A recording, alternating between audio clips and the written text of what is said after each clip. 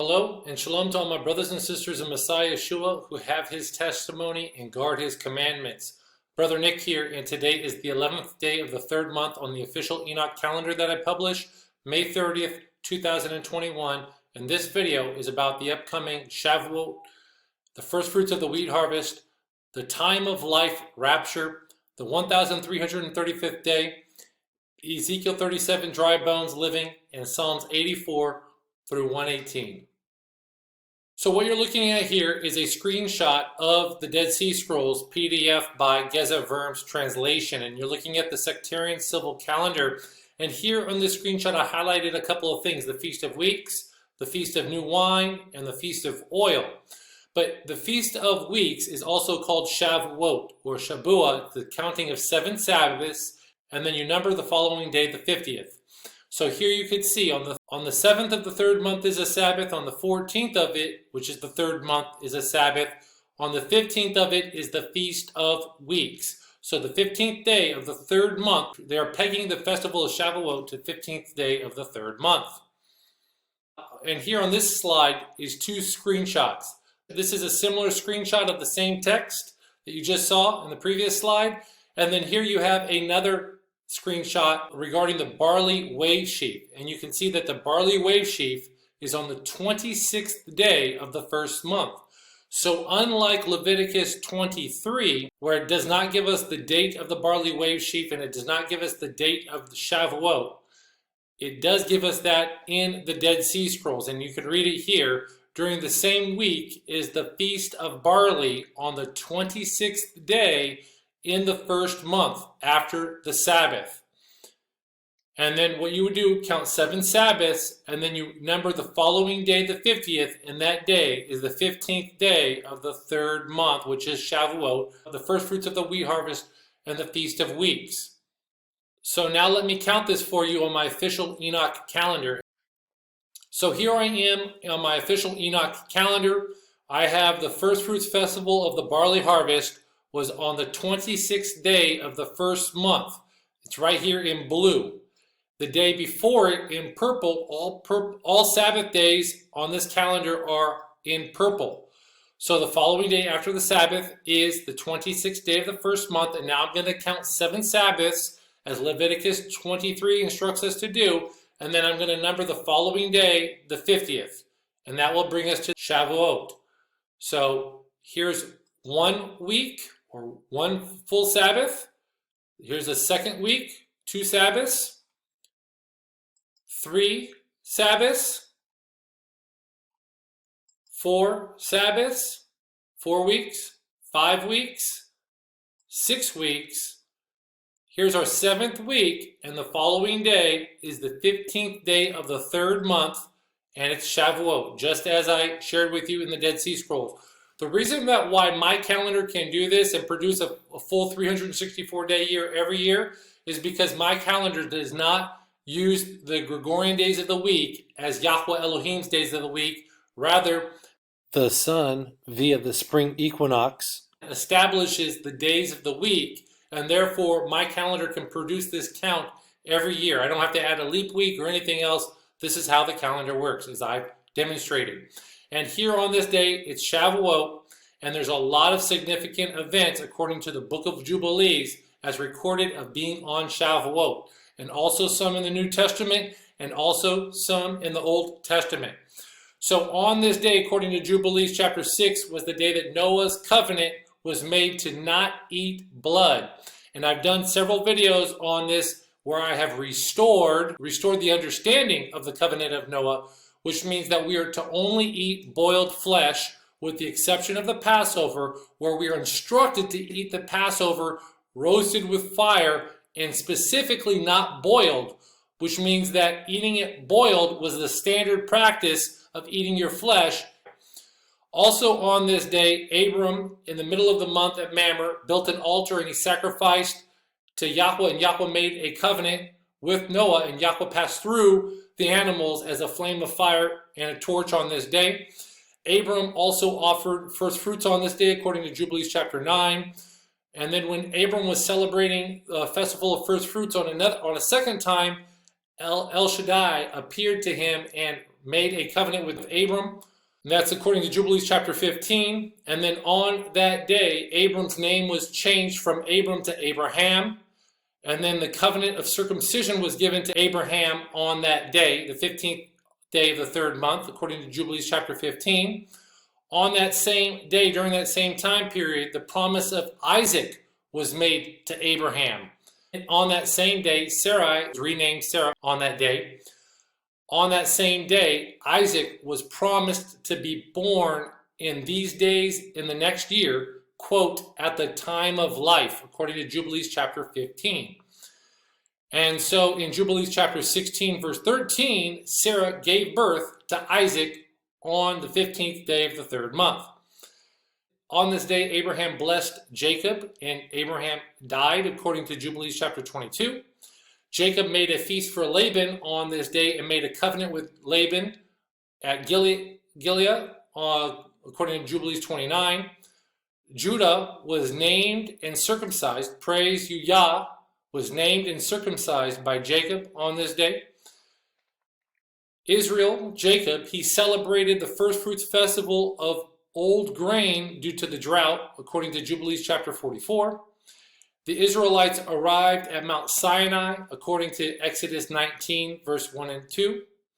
So this was the first day, day one, when Moses instructed Israel to sanctify themselves, wash their garments, and have men abstain from sexual relations on this day. So this is day one, and it was told, why? Because it was told that Yahweh was going to visit them on the third day. So what do you know? This is the first day of the week. The 16th day of the month is the second day of the week, and the 17th day of the third month is the third day of the week. So he's going to meet with them on the third day, and it was the third day of the week, which is the 17th day of the third month. Also on this day, Tobit celebrated Shavuot and sought out brethren mindful of Yahweh to celebrate the feast with him, but instead he couldn't find anybody and did a good work of burying a dead Israelite, and he mourned for that dead Israelite. Also on this day, the apostles gathered together in Jerusalem in the upper room and received the Ruach HaKodesh. And later on this day, Peter preached, and about 3,000 souls repented and believed.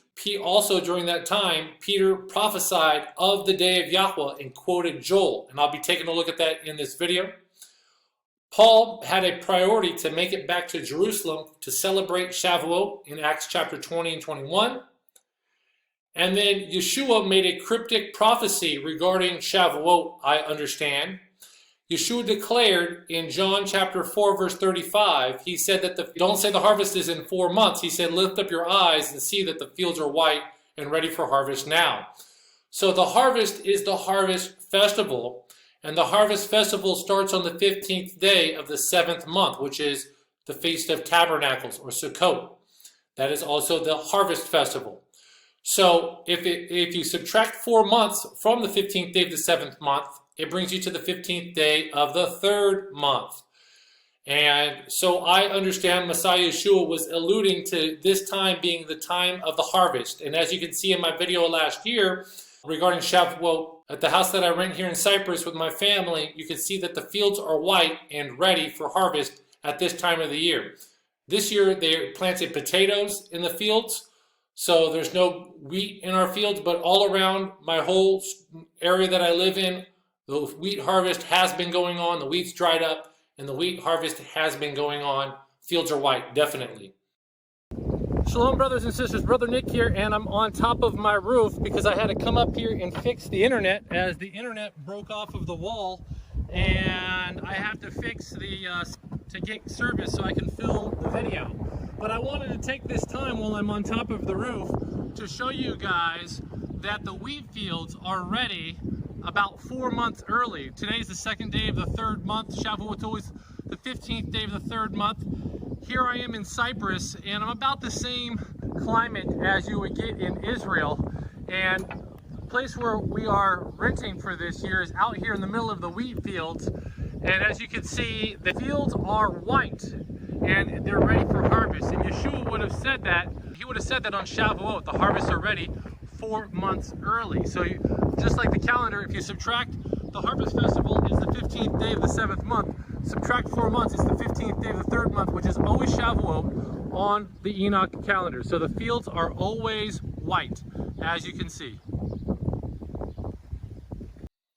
So there's a lot going on this day. And just to be mindful of it, 3 days later, or on the 3rd day, I should say, not 3 days later, that was when the shout of the ram's horn was heard, and Yahweh descended upon Mount Sinai, and the glory of Yahweh was in a cloud and covered Mount Sinai, and then Yahweh spoke the 10 Commandments to Israel. That happened on the 17th day of the 3rd month, and that's very significant. So we're looking at like a three-day window here between the 15th day and then the 17th day of the 3rd month, which is what we should be looking at. So you read and heard, so what I just shared with you is that there's a lot of covenants that were made on this day. So this festival is also called the Festival of Covenants. We had the covenant of the Israelites that was made 2 days later. We had 2 covenants with Abraham and the 1 covenant with Isaac, and then the 1 covenant with Jacob and Laban. And also have the covenant of Noah. So there was a lot of covenants made on the 15th day of the 3rd month. And as I said earlier, Isaac, who was the son of promise, he was promised to be born at the time of life. And he was born at the time of life, according to Jubilees chapter 16, verse 13. So here we see in Genesis chapter 18, verse 10 and 18, verse 14, we see the time of life, the time of life. It also appears in 2 Kings chapter 4 regarding Elisha. So regarding the time of life, and Yahweh said, I will certainly return unto thee according to the time of life. And lo, Sarah thy wife shall have a son. And Sarah heard it in the tent door, which was behind him. And then a couple verses later, Yahweh says, is there anything too hard for Yahweh? At the time appointed, that word for time appointed is moed, I will return unto thee according to the time of life. And Sarah shall have a son.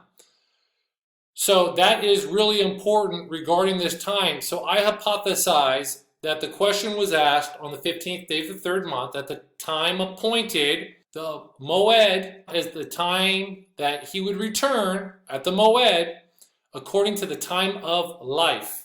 And that moed was Shavuot. And we see the son of promise that is mentioned.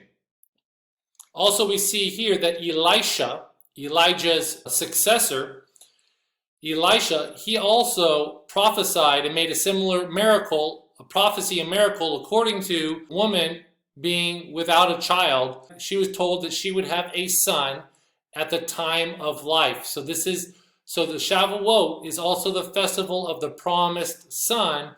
And here on my channel, we're looking for the promised son, the man-child, the Zakar one, the remembered one of Yah, and that's what the September 24th sign was all about, was about this end-time servant, Yeshua's end-time servant, the end-time son of man, the end-time man-child, the end-time Zakar.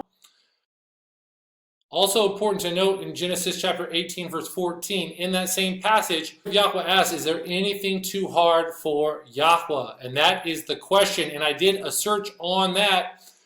And the only time that that question is asked 2 times. One time in Genesis 18:14, and then a second time in Jeremiah 32, verse 27. And I believe that this phrase, is there anything too hard for Yahweh? I believe that this is linked, these 2 verses together. And this question is asked twice in the scriptures. And so I want to take a look at Jeremiah chapter 32, because I have a question. How about the rapture and the regathering of Israel? Is that too hard for Yahweh? And we all know the answer is no. There's nothing too hard for him, as we're going to see. So before I go through Jeremiah chapter 32, where that question is asked, behold, I am Yahweh, the Elohim of all flesh. Is there anything too hard for me? He asks. Before we take a look at this, and in context of what this is pertaining to, I want to take a look at Jeremiah chapter 31. In Jeremiah chapter 31, we see mourning is being turned into joy. And this is already going to be a very long study. So I suggest that everybody pause it if you're really serious about this, read Jeremiah chapter 31, 32, and 33. And I'm going to highlight some things and I'm going to expound upon it without reading it all the way through.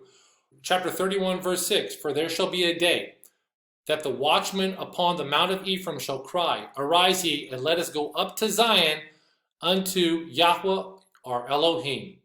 This Zion theme is very important because I'm going to share from Joel chapter 2 where Peter stopped quoting regarding salvation is going to be in Zion at the end of this presentation.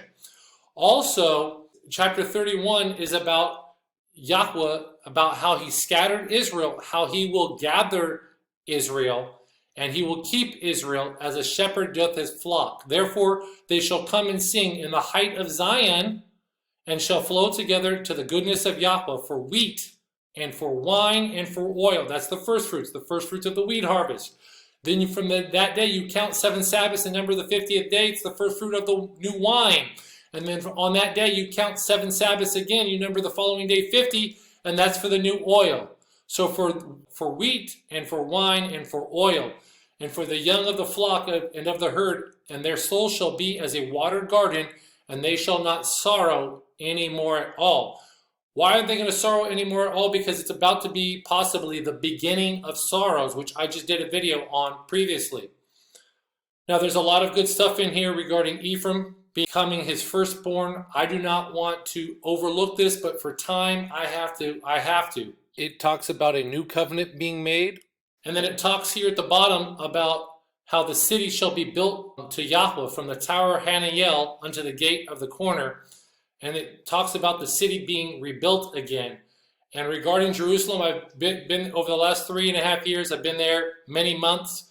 And I think that the best way to find the Temple Mount location and to rebuild Jerusalem and to rebuild the walls of Jerusalem, I think the best way is to raise Jerusalem completely down to the first temple period Jerusalem and then rebuild it up again rather than building over ruins on top of ruins on top of ruins. Bring it down to the first temple period Jerusalem, rebuild the walls of Jerusalem, and find the Temple Mount and the temple location and the threshing floor of Ornan that way by raising it all down. But I think Yahweh, he's going to be a flame around Jerusalem, and more than likely, he's going to mark the threshing floor so we'll know exactly where it is. So now here we are in Jeremiah 32, and this is about Jeremiah buying Hananiel's field.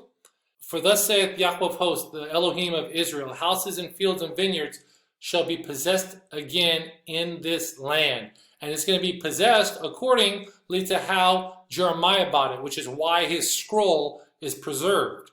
And we're going to have to find that scroll, and it's going to have the deed to that land. It's going to give us the instruction on how to write it for the kingdom age, possibly. Taking a look at Jeremiah's prayer, when he delivered the evidence of the purchase unto Baruch, the son of Neriah, I prayed unto Yahweh, saying, Ah, Adonai Yahweh, behold, thou hast made the heaven and the earth by thy great power, and stretched out thy arm, and there is nothing too hard for thee. So, regarding this thing being too hard for Yahweh, this is about him restoring Israel and Judah back into the land. As I've said, that the Jewish state of Israel is not the Israelites. I've speculated that maybe of the male population, 10 to 30% might be blood-descendant Israelites. But a majority of them are converts under the false assumption that they're Jewish, and that the true Israelites that are possibly mixed into the Jewish population, I think 10 to 30% possibly, they're under the false assumption that they're Jewish when they're really Israelite males, but they haven't identified as so. And then regarding Jeremiah's prayer, thou showest loving kindness unto thousands, and recompense the iniquity of their fathers into the bosom of their children after them. The great, the mighty Elohim, Yahweh of hosts is his name. Well, that is found in the inside of the 10 Commandments that was spoken on the 17th day of the 3rd month. That Yahweh shows loving kindness to the thousands of them that love him and keep his commandments. And that there is a generational curse to the 3rd and 4th generation on those who hate him. But he shows loving kindness to the thousands of them that love him and keep his commandments. It doesn't say myriads, like tens of thousands or millions or hundreds of thousands, but to the thousands. And remember, when Yahweh spoke on Mount Sinai, there's over 1 million Israelites at that time period. And if that be the case, only thousands of them, not tens of thousands, not hundreds of thousands, but only thousands of them loved him. Okay? Israel went abhorring after idols like right away while Moses was on the mountain, as this was said. Right after the 10 Commandments were spoken, they turned to idolatry. So here you can see a hint in Jeremiah's prayer alluding to Shavuot. Thou showest loving kindness unto the thousands of them. Okay, the thousands of them that love him and keep his commandments. Yahweh has loving kindness to the thousands of them that love him and keep his commandments. So keeping his commandments is how we show our love for him. Let me take the time to read Jeremiah's prayer. Now when I had delivered the evidence of the purchase unto Baruch the son of Neriah, I prayed unto Yahweh, saying, Ah, Adonai Yahweh, behold, thou hast made the heaven and the earth by thy great power and stretched out arm, and there is nothing too hard for thee.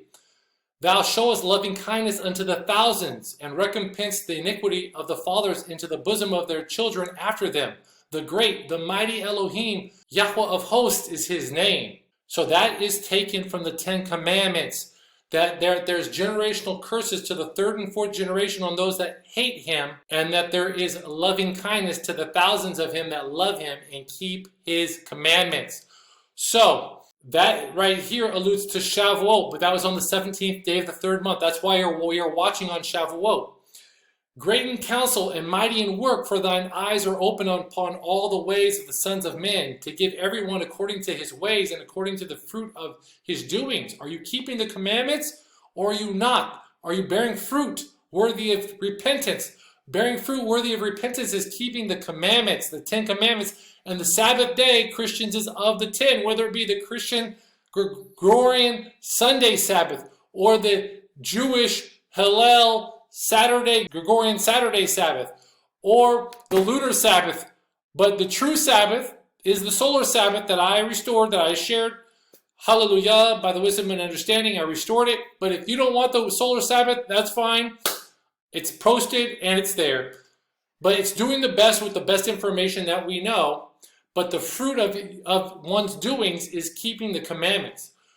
The speaking of Yahweh, which has set signs and wonders in the land of Egypt, even unto this day, and in Israel, and among other men, and has made thee a name as at this day, and has brought forth thy people Israel out of the land of Egypt with signs and with wonders, and with the strong hand, and with the stretched out arm, with great terror, and has given them this land, which thou didst swear to their fathers to give to them, a land flowing with milk and honey. And they came in and possessed it, but they obeyed not thy voice, neither walked in thy law. They have done nothing at all that thou commandest them to do. Therefore thou hast caused all this evil to come upon them. Behold, the mounts, they are come unto the city to take it. And the city is given into the hand of the Chaldeans that fight against it, because of the sword and of the famine and of the pestilence. And what thou hast spoken is come to pass, and behold, thou seest it. And thou hast said unto me, O Adonai Yahweh, buy thee the field for money, and take witness, for the city is given into the land of the Chaldeans. Then came the word of Yahweh unto Jeremiah, saying, Behold, I am Yahweh, the Elohim of all flesh. Is there anything too hard for me? And then Yahweh goes on to talk about he's going to give it to the Chaldeans, the city of the Chaldeans. But then he later promises that he's going to restore, a promise of restoration, right down here, to restore. And he says, Now therefore thus saith Yahweh, the Elohim of Israel, concerning this city, Jerusalem, wherefore ye say, it shall be delivered into the hand of the king of Babylon by the sword, and by the famine, and by the pestilence. Behold, I will gather them out of all countries, whither I have driven them, in my anger, and in my fury, and in great wrath, and I will bring them again unto this place, and I will cause them to dwell safely.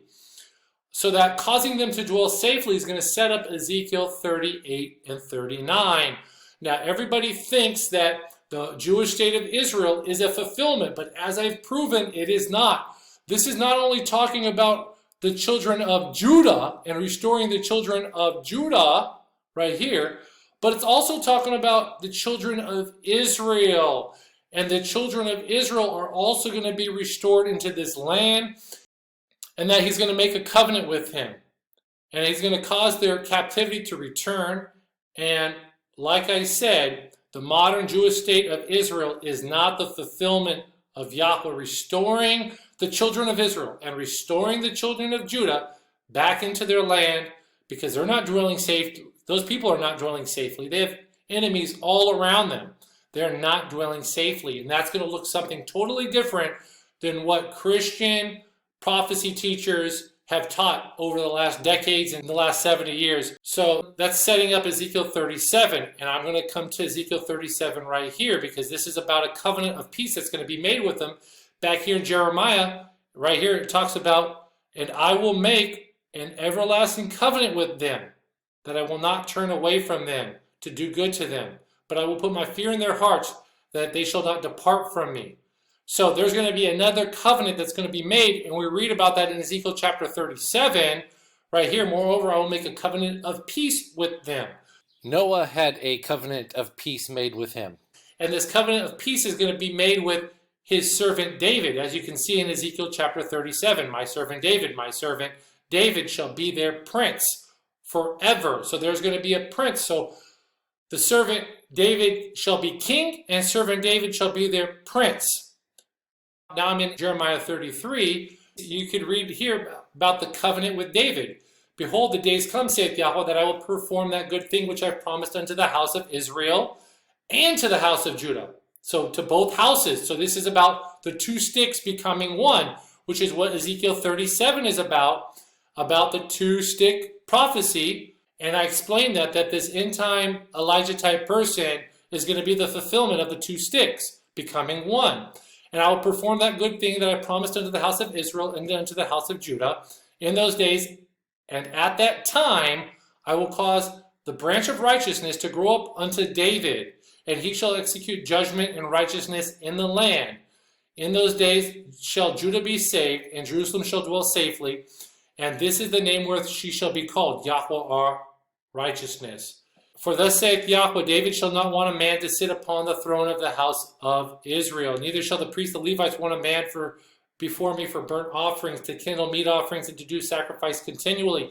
As I shared, that this person is going to have a similar genealogy to Messiah Yeshua in my video regarding Elijah and the two sticks prophecy. Those two sticks or two tree prophecy becoming one tree, two family trees becoming one tree, and that this person is going to have a lineage similar to Messiah Yeshua on his mother's side, except that her mother's father is going to be of the line of David through Solomon, while Miriam was of the line of David through Nathan.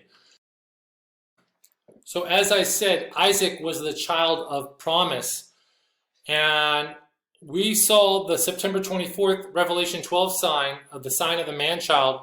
And I understand that sign to be the sign of Elijah's arrival, who's the man-child, who's the son of man, lowercase son of man type, that Yeshua prophesied about. We saw his sign. And in Isaiah chapter 66, verse 9, Yahweh says, shall I bring to the birth and not cause to bring forth, saith Yahweh? Shall I cause to bring forth and shut the womb, saith thy Elohim? So we saw the sign. We're all left wondering what it meant. And I interpreted it to be the end-time Elijah-type prophet, the end-time Elijah-type servant, who's Messiah Yeshua's end-time servant, who's the end-time lowercase son of man, the remembered one of Yah. I just read you Isaiah chapter 66, verse 9. Here are the two verses that preceded. Before she travailed, she brought forth. Before her pain came, she was delivered of a man-child. So the man-child comes before she travails. Before her pain came, she brought forth the man-child. Then in Isaiah chapter 66, verse 8, the next verse, said, who had heard such a thing? Who had seen such things? Then shall the earth be made to bring forth in one day? Or shall a nation be born at once? For as soon as Zion travailed, she brought forth her children, plural. So the man-child, the Zakar one, comes forth before her pain, and she delivers the man-child before the pain. No one's ever heard such a thing. Who has seen such things? Then is asked, shall the earth be made to bring forth in one day, or shall a nation be born at once? For as soon as Zion travailed, she brought forth her children. So the end time Elijah is promised. Elijah will become before the great dreadful day of Yahweh. Elijah comes first, the man-child Elijah type comes first, then Zion travails, and after she travails, as soon as she travails, she brings forth her children. Plural. So there's two different things going on here in Isaiah chapter 66 regarding the man-child, and then regarding the bringing forth of the children. I did this video about World War III, first fruits of pain, rapture, escape, and in it I said that there's possibly some pain might begin to happen during this time period of the 7 Sabbaths that we count. And what do you know what happened during this time period? About a week later, week and a half later, the war between Hamas and the Jewish state broke out. And so now let me go ahead and play this clip where I mentioned that. That's something to consider because I'm going to be taking a look at Luke chapter 21. When you look at Luke 21 and we see how he's speaking, some of the language is difficult to understand because these words, not only did they apply to the destruction of the second temple about 40 years after his death, but they also apply to this end time period that I understand that we're currently in. In Luke chapter 21 verse 9, Messiah Yeshua said, when you hear wars and commotions, be not terrified, for all these things must first come to pass. But the end is not by and by, or not yet. In verse 10, then said he unto them, nation shall rise against nation, and kingdom against kingdom. So that's talking about regional wars, nation against nation, and then kingdom against kingdom. This is world war.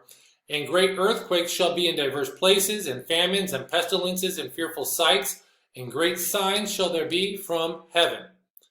And then here in verse 25, talks about the return of the Son of Man, and there shall be signs in the sun, moon, and the stars, and upon the earth distress of nations with perplexity, the sea and the waves roaring. And so we see that distress upon nations right now. We hear the rumors of wars and commotions.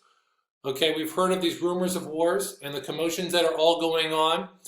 And then in verse 36, he says, watch ye therefore, and pray always that ye may be accounted worthy to escape all these things that shall come to pass, and to stand before the Son of Man.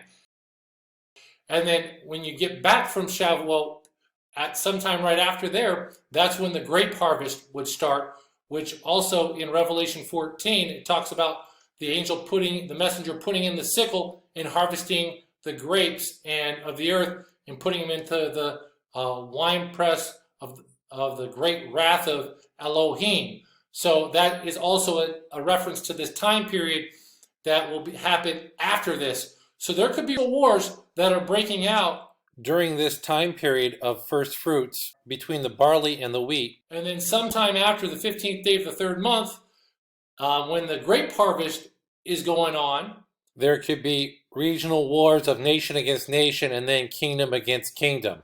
So this video was filmed on April 27th or posted on April 27th, 2021. And then on May 6th, 2021, so just about a week and a half later, that's when Gaza and the Jewish state of Israel started their conflict, which is a war. And that might be the war of Luke 21 that I'll take a look at right now. So here I am in Luke chapter 21. Again, verse 9 is what I want to take a look at. Messiah Yeshua said, but when ye shall hear of wars and commotions, be not terrified, for these things must first come to pass, but the end is not by and by. And then he transitions into verse 10. Okay, and the nation shall rise against nation and kingdom against kingdom.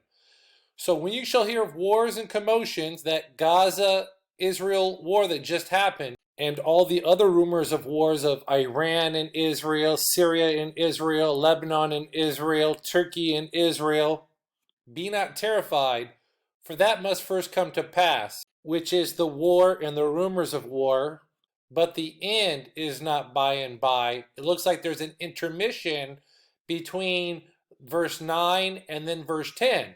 And then he said unto them, nation shall rise against nation. That's a regional war.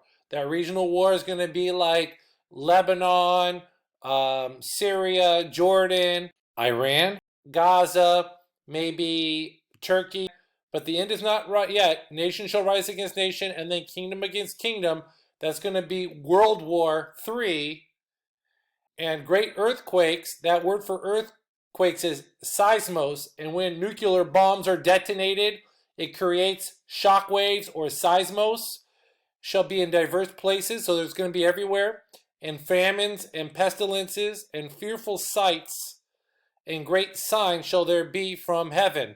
And there's going to be fearful sights of these bombs going off. When nuclear bombs are detonated, they're detonated in the air. So there's going to be great signs in heaven. The context here in verse 36 is, watch ye and pray always that ye may be accounted worthy to escape all these things that shall come to pass and to stand before the Son of Man. What things? Probably verse 10 all the way up to verse 36. So verse 9 would be excluded from escape all of these things, because you're going to hear of wars and commotions, or wars and rumors of wars, which we have heard.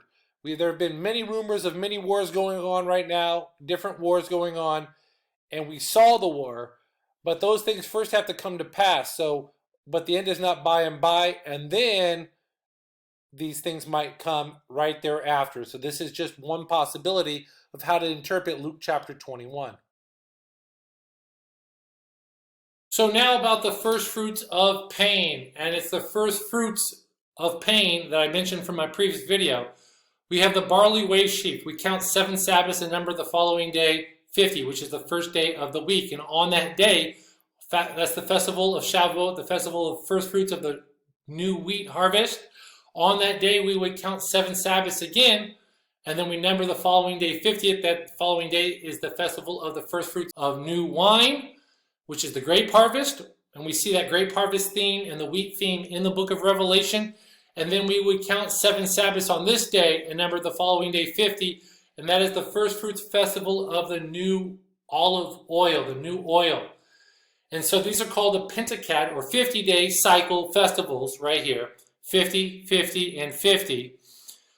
And so could this be this time period where we see the wheat harvest, Revelation chapter 14?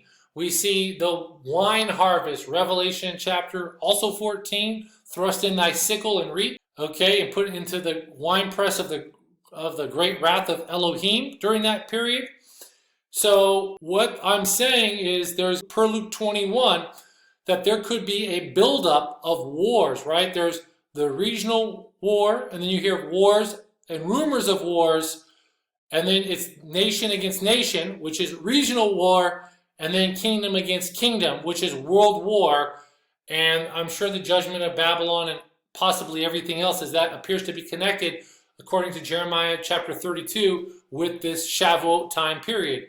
So we see a lot going on regarding the harvesting that's being done of the wheat and the harvesting of the wine in Revelation chapter 14 during the first fruits of pain. And that pain is the beginning of sorrows, because there might be 1,260 days sometime here starting in this time period.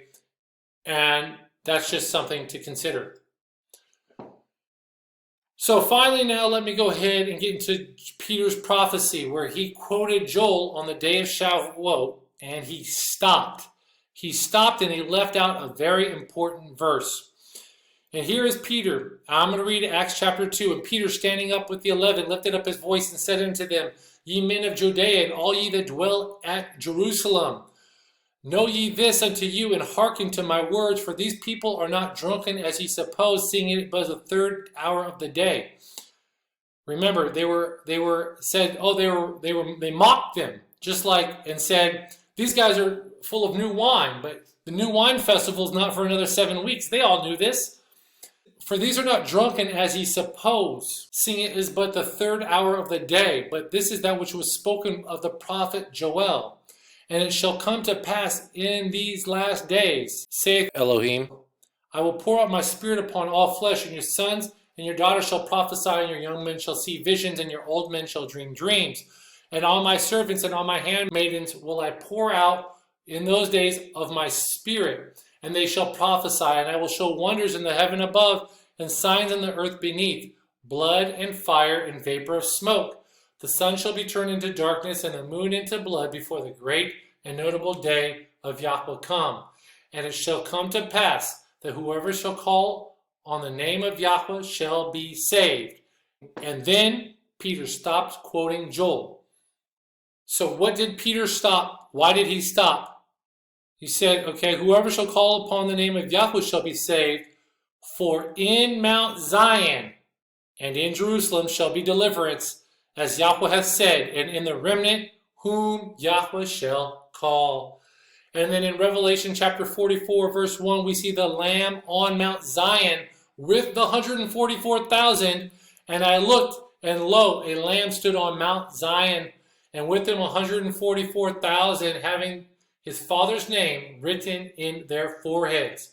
So we see this Mount Zion and in Jerusalem shall be deliverance. The 144,000 who are the remnant are going to be called at this period. And then we see the judgment of the wheat and the tares. You know, the tares will get burnt in the fire. And then the wheat is gathered into the barn. So that 144,000 are gathered into the barn. And then we're also going to see, and then we also see the winepress of the great wrath of Elohim and the grape harvest, which happens after Shavuot. The grapes are starting to become full, and then you would harvest them and make the wine for the festival of new wine. And that's similar to Messiah Yeshua. Luke 4, when Messiah Yeshua, he stood up, he read the prophet Isaiah, and when he found the place where it was written, he said, the Spirit of Yahweh is upon me, because he hath anointed me to preach the gospel to the poor. He has sent me to heal the brokenhearted, to preach deliverance to the captives and recovering sight to the blind, to set at liberty them that are bruised, to preach the acceptable year of Yahweh. And then he stopped. And here in Isaiah 61, you could see it, to proclaim the acceptable year of Yahweh. And this is what Yeshua left out. And the day of vengeance of our Elohim, to comfort all that mourn, and to appoint them that mourn in Zion, and to give them beauty for ashes, and the oil of joy for mourning, the garment of praise for the spirit of heaviness.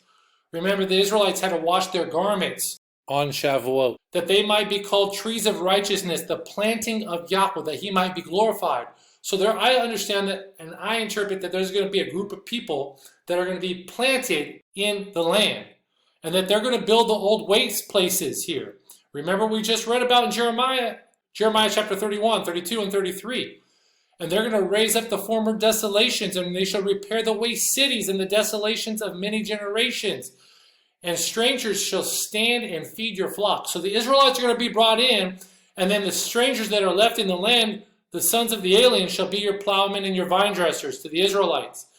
But ye shall be named the priests of Yahweh, and men shall call you ministers of our Elohim, and ye shall eat the riches of the Gentiles, and in their glory shall ye boast yourselves. For ye shall have double, and for confusion they shall rejoice in their portion. Therefore in their land they shall possess the double. Everlasting joy shall be unto them. For I, Yahweh, love judgment. I hate robbery for burnt offering, and I will direct their work in truth, and I will make an everlasting covenant with them. As I said, the everlasting covenant that's in Ezekiel chapter 37, the everlasting covenant that's mentioned in Jeremiah chapter 32 and 33. Also, we see the joy, the oil of joy for mourning. And I just read that in Jeremiah chapter 31. So all of these things are all tied in. This is all tied together, brothers and sisters in Messiah Yeshua. Is there anything too hard for him? Messiah Yeshua said in Luke 18, verse 27, the things which are impossible with men, the things that we think that are impossible, they are possible with Elohim. So it will be done at his time, not our time, at his appointed time, hopefully the time of life, which is Shavuot coming up, or the couple of days right after Shavuot. Maybe that's when the covenant is going to be remade with them on the 17th day of the third month. Also, could the 1,335th day be on Shavuot? Now, I hope to do a video to talk about that coming up in my next video. So I hope that you're blessed. I hope that you're going to have a blessed Shavuot. I hope that you're on Yahweh Elohim's true calendar. If you don't have the understanding of Yahweh Elohim's true solar Enoch calendar, do your best. Hopefully you get caught up on it. But the Sabbath day is not the Gregorian Sabbath day. It's not the Christian Sabbath day of Sunday. It's not the Gregorian Sabbath of Saturday. So it's a solar Sabbath. But we're going to be watching, brothers and sisters, and I hope that you're blessed by the information in this video. And I hope that you have a blessed Shavuot. And I'm signing off, and shalom. To all my brothers and sisters out there who have the testimony of Messiah Yeshua and guard his commandments, shalom to you.